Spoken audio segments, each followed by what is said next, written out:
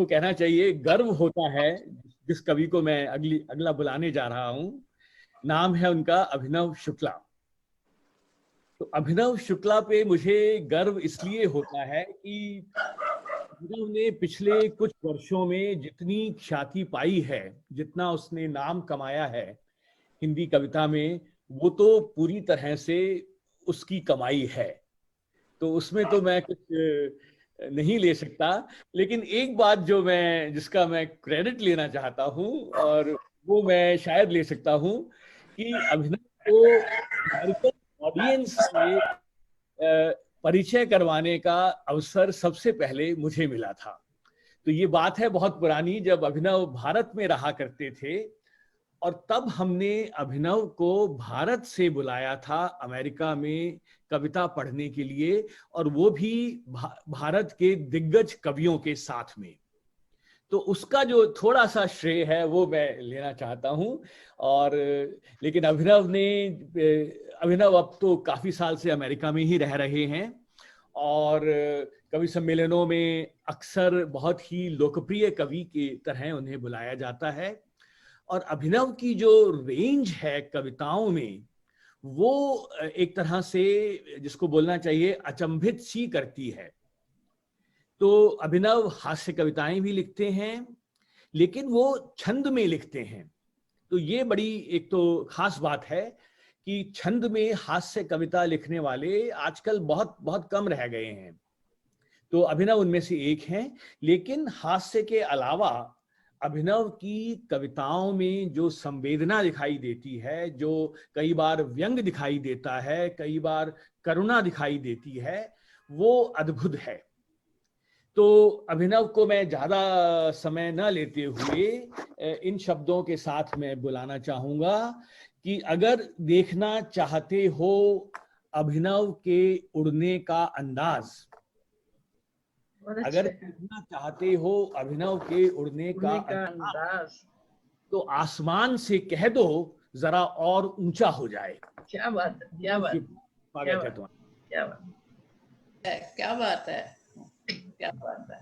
बिल्कुल बिल्कुल, अभिनव को हम बहुत बहुत प्यार करते हैं। अपने ही जब मार रहे हैं राजनीति के डंक, अपने ही जब मार रहे हैं राजनीति के डंक, खुलकर खेल रहा है गलियों में पागल आतंक, पीड़ा के स्वर में घुलकर आती है हर आवाज, रक्षक की चालों में जब भक्षक का है अंदाज, तब भी केसर से उठता है खुशबू का आभास, तब भी केसर से उठता है खुशबू का आभास, अंधकार की सत्ता में भी है सूरज की आस, इंच इंच पर तीन रंग का परचम डोल रहा है, बहुत हो चुका अब न सहेंगे जम्मू बोल रहा है। क्या बात है, क्या बात है। बहुत हो चुका अब न सहेंगे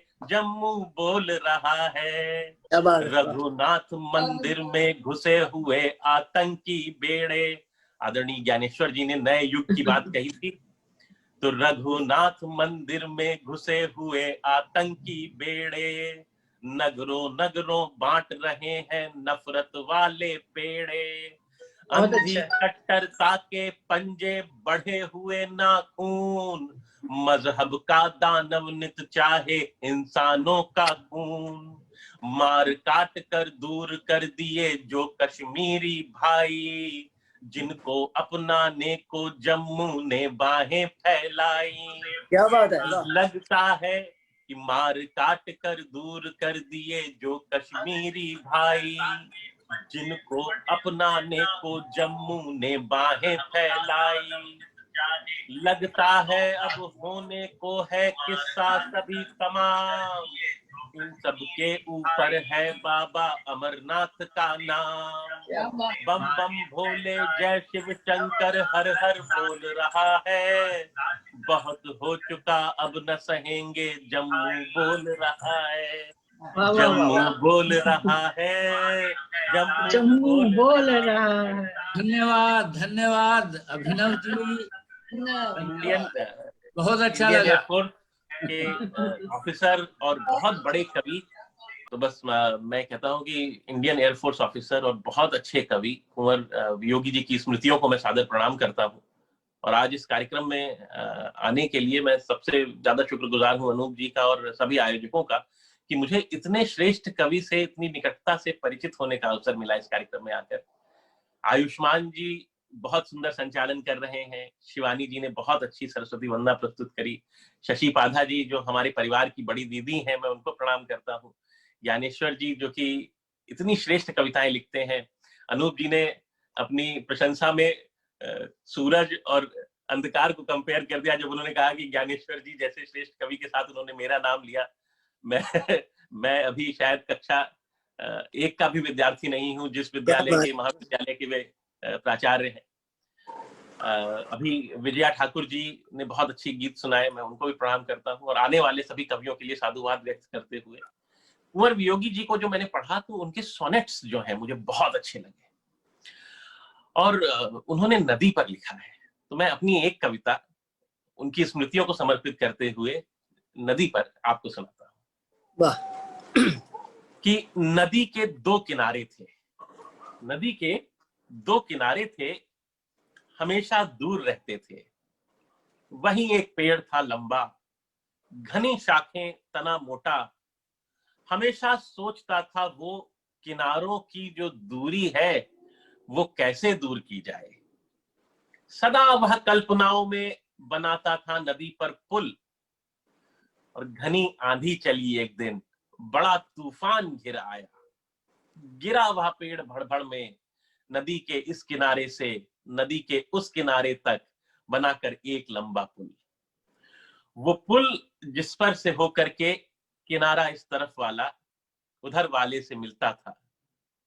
समय कटता गया यूं ही, फिर एक दिन बाढ़ सी आई, बहाकर पुल थमा पानी, किनारे दूर थे फिर से, मगर नन्ही सी एक कोपल उगी थी जो मुहाने पर, वाह, वो मन में सोचती थी ये बनूंगी पुल भी होकर।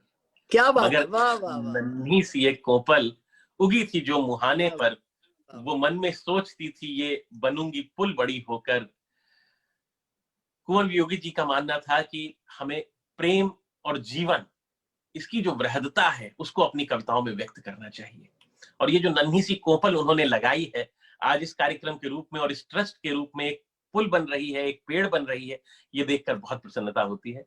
मैं अपनी अंतिम प्रस्तुति के रूप में एक छोटी सी कविता और सुनाता हूं, और ये कविता भी आदरणीय कुंवर नियोगी जी जो है उनकी कविताओं में प्राकृतिक सौंदर्य का बाहुल्य पाया जाता था। चिड़ियों की बात करते थे, घर पर तो उन्होंने इतनी सुंदर पुस्तक लिखी है कि मैं चाहूंगा कि सब कवि उसको अवश्य पढ़ें, कि घर पर इतनी सुंदर कविता, इतनी सुंदर और इतनी बड़ी पुस्तक कविताओं की, मीठे मीठे छंदों की पुस्तक उन्होंने लिखी है।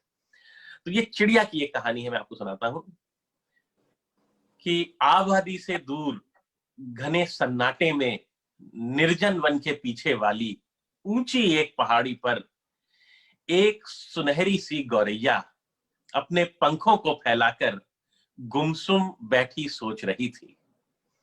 आबादी से दूर घने सन्नाटे में निर्जन वन के पीछे वाली ऊंची एक पहाड़ी पर एक सुनहरी सी गौरैया अपने पंखों को फैलाकर गुमसुम बैठी सोच रही थी कि कल फिर मैं उड़ जाऊंगी, पार करूंगी इस जंगल को, वहां दूर जो महके जल की शीतल एक तलैया है उसका थोड़ा पानी पीकर पश्चिम को मुड़ जाऊंगी।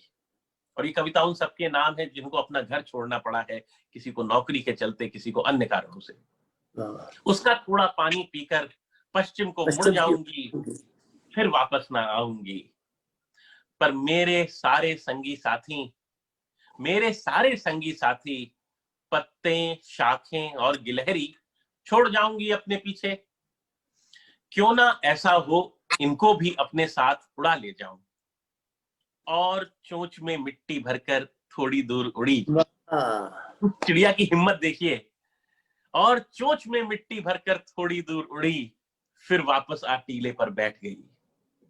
हम भी उड़ने की ख्वाहिश में कितना कुछ तज आए हैं, वह दिन आएगा जब वापस फिर पर्वत को जाएंगे, आबादी से दूर घने सन्नाटे में आबादी से दूर घने सन्नाटे में। बहुत बहुत धन्यवाद। नमस्कार। क्या बात है। शुक्रिया।